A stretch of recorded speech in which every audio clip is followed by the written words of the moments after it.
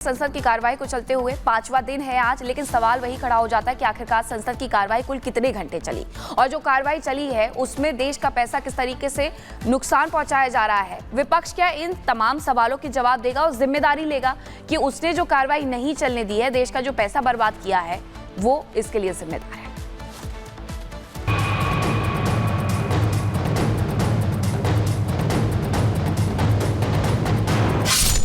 संसद में सियासी गदर, बेवजह के मुद्दे पर टैक्स देने वालों का नुकसान, आखिर ये किसका प्लान? संसद की कार्यवाही 25 नवंबर से शुरू हुई है और तब से अब तक संसद में सिर्फ विपक्ष के हंगामे की ही तस्वीर सामने आई। मेरा आपसे आग्रह है कि सदन को चलने दें, अपनी अपनी सीट पर जाकर विराजें। एक दिन भी ऐसी तस्वीर सामने नहीं आई जो इस बात का सबूत हो कि टैक्स देने वालों के पैसे से जो सदन चल रहा है वो पैसे सही जगह, सही योजनाओं को तैयार करने में खर्च हो रहे हैं। आपका हर विषय सदन में चर्चा की जाएगी, आपको सुना जाएगा, आपको पूरा मौका मिलेगा। प्लीज आप अपने सीट पर बैठिए, सदन को चलने दीजिए। शीतकालीन सत्र की शुरुआत से ही विपक्ष अडानी के मुद्दे पर बहस की मांग कर रहा है। साथ ही विपक्ष का कहना है कि सरकार संभल और मणिपुर के मुद्दे पर भी बहस करे। हैरानी तो आपको इस बात पर होगी कि 4 दिन के इस कार्यवाही में अब तक सिर्फ 40 मिनट का ही कामकाज हुआ है। भारत की संसद से वो संदेश भी जाना चाहिए कि भारत के मतदाता, उनका लोकतंत्र के प्रति समर्पण, उनका संविधान के प्रति समर्पण, संसद में बैठे हुए हम सबको जनता जनार्दन की इन भावनाओं पर खरा उतरना ही पड़ेगा और समय की मांग है। हम अब तक जितना समय गंवा चुके हैं उसका थोड़ा पश्चाताप करें। लेकिन पीएम मोदी की इस अपील को विपक्ष ने ताक पर रखकर सिर्फ अपनी मनमानी करने का फैसला कर लिया। तभी तो लगातार 4 दिन सदन की कार्यवाही के बारे में सोचे बिना ही विपक्ष अपना राग अलापता रहा। अब जहां एक तरफ सरकार को इस बात की चिंता है कि सदन की कार्यवाही न होने से कई बिल लंबित हैं, तो वहीं विपक्ष इसका ठीकरा भी उल्टा सरकार पर फोड़ रहा है। माननीय सदस्यगण, देश की जनता चाहती है कि सदन चले। महत्वपूर्ण विषय स्वास्थ्य और महिलाओं पर प्रश्नकाल में चर्चा हो रही है। प्रश्नकाल आपका समय है।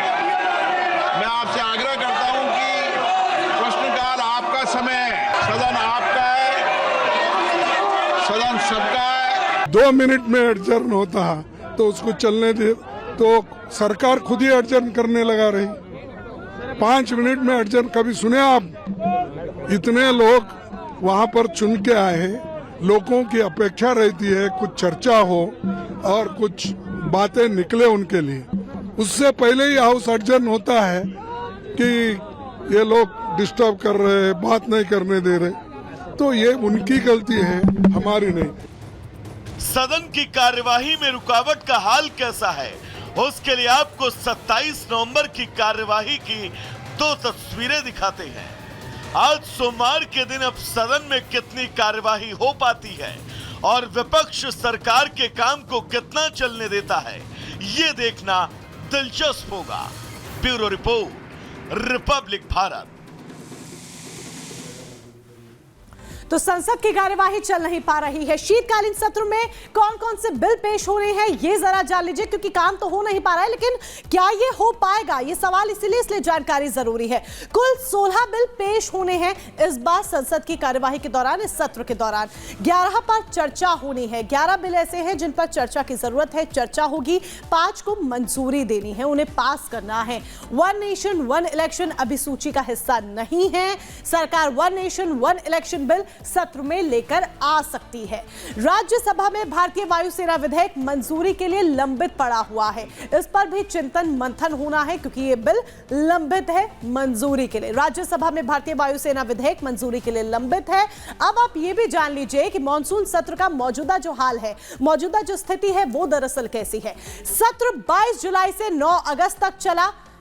12 बिल आए थे, ये पहले का हम बता रहे हैं, सिर्फ 4 ही पास हो सके। इस सत्र में कुल 15 बैठकें हुई थी, मीटिंग्स हुई थी, लगभग 115 घंटे तक कार्यवाही चली थी। सदन की प्रोडक्टिविटी अगर रही तो 136%, 37 घंटे और 19 मिनट तक चर्चा चली थी। जो पूरी बहस हुई, जो चर्चा हुई, उसका जो वक्त था वो ये था। 181 सदस्यों ने चर्चा में हिस्सा लिया था। सत्र का हाल हम आपको बता रहे हैं और मॉनसून सत्र में ये देखिए, ये मॉनसून सत्र का हाल हम आपको बता रहे हैं। अब शीतकालीन सत्र की जो स्थिति है वो भी आपके सामने है। तो क्या जो पूरा खाका है, वो खाका जो सरकार ने तैयार किया है कि इतने बिल हमें पेश करने हैं, इतने बिल पास कराने, वो हो पाएंगे, ये देखना बड़ी बात है। और आइए महाराष्ट्र से बड़ी खबर क्या आ रही है, सीधे मीनाक्षी का रुख करेंगे। तो बात महाराष्ट्र की, जहां पर 23 नवंबर को रिजल्ट आने के बाद से सिर्फ और सिर्फ कयासों का दौर लग रहा है कि आखिरकार महायुति से कौन वो नेता होगा जो मुख्यमंत्री की कुर्सी पर बैठेगा। इस सब के बीच तारीख बता दी गई है, जगह बता दी गई है कि 5 तारीख को आजाद मैदान में जाकर के शपथ ग्रहण समारोह होगा। लेकिन वो शपथ कौन लेगा, इसे लेकर के कहा जा रहा है कि बस अब तारीखों का ऐलान हो गया है और इंतजार महाराष्ट्र के नए मुख्यमंत्री के नाम का है।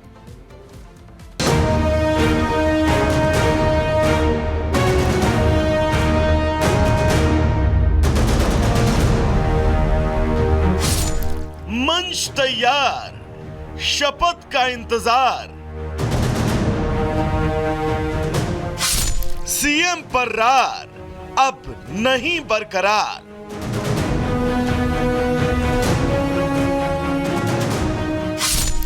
महायुति को अपना नेता मिल गया।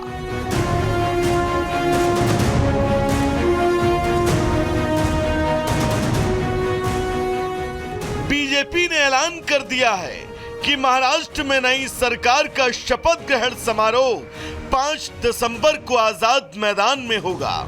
इसे एकनाथ शिंदे के लिए एक संकेत के रूप में देखा जा रहा है कि उन्हें देवेंद्र फडणवीस के नेतृत्व वाली सरकार में शामिल होना है या नहीं, इस बारे में अपना फैसला जल्द ले।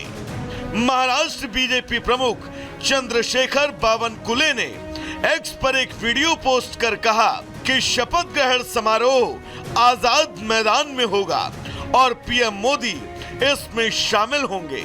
बावनकुले ने कहा, इस ऐतिहासिक शपथ ग्रहण का इंतजार खत्म हुआ। हम जनता को उनके समर्थन के लिए धन्यवाद देते हैं।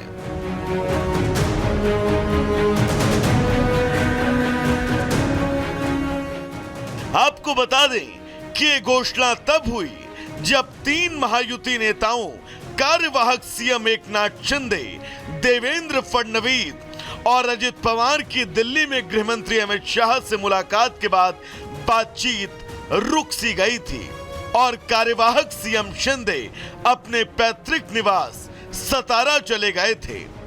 लेकिन शिंदे सतारा से लौट कर आए और जो कहा वो शिंदे की मूक सहानुभूति को साफ दर्शाता है। यहाँ भी आता हूँ, यहाँ भी जनता दरबार होता है, लोग आते हैं। अभी भी लोग आए मेरे को मिलने काम के बहाने। और मेरी तबीयत थोड़ी खराब थी, मैंने बुधवार के दिन पूरी तरह मेरी भूमिका स्पष्ट की हुई है। जो मुख्यमंत्री पद के बारे में तय करेंगे उसको पूरी तरह मैंने मेरा समर्थन दिया है। उसके लिए कोई किंतु परंतु नहीं है। इतनी योजनाएं 2.5 साल में करने वाली ये ऐतिहासिक सरकार है और ये